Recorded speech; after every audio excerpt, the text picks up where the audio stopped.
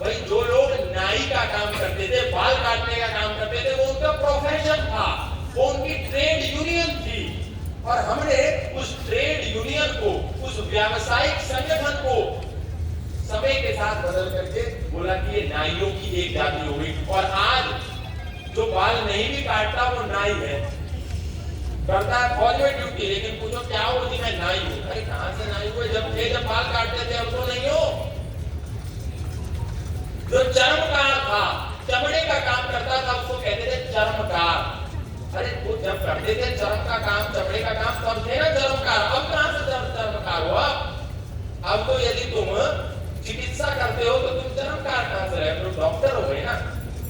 इसलिए जातिवाद जो है समाज का सबसे बड़ा विषय है। इसके वैज्ञानिकता को, इसके शास्त्रीय सिद्धांत को हमने समझने की आवश्यकता है। हमारा शास्त्र कहीं नहीं कहता, पूरे वेद में, ऋग्वेद, यजुर्वेद, सामवेद, अथर्ववेद में 11 उपनिषदों में ईशकेन, कट, मुंडक, मांडुक्य, ऐतरेय, तैतरेय, बृहदारण्यक, श्वेताश्वतर, छांदोग्य, प्रश्न, किसी भी उपनिषद में एक भी जाति का वर्णन तो दिखा दो।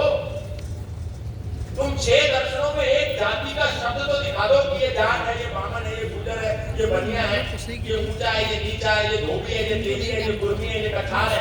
नहीं, लेकिन हाँ वर्ण का विभाजन है। लेकिन वर्ण का विभाजन भी कैसा है? किसी ने बताया, चातुर्वर्णमया सृष्टम गुणकर्म विभागः। वर्ण परिवर्तित हो सकता है। शूद्रो ब्राह्मण कामेति ब्राह्मण श्रेष्ठ शूद्रताम क्षत्रिय ज्ञातमेवं तु विद्या द्वेषा तपस्या। एक शूद्र का बेटा भी ब्राह्मण बन सकता है यदि वो विद्या को अध्ययन कर ले। जन्मना जायते शूद्रः संस्कारात् भवेत् वेदपाठात् भवेत् पिता ब्रह्मज्ञानात् ब्राह्मणः।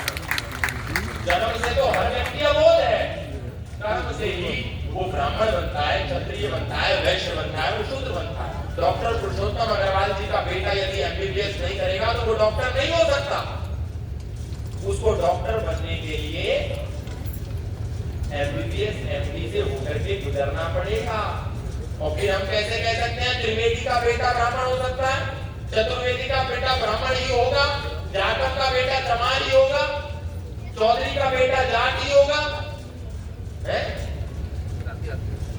चतुर्वेदी यदि कोई ब्राह्मण है तो उसका बेटा ब्राह्मण तभी बनेगा जब वो वेद पढ़ेगा, वेद पढ़ाएगा, पठन पाठन के कार्य में जो है वो ब्राह्मण है।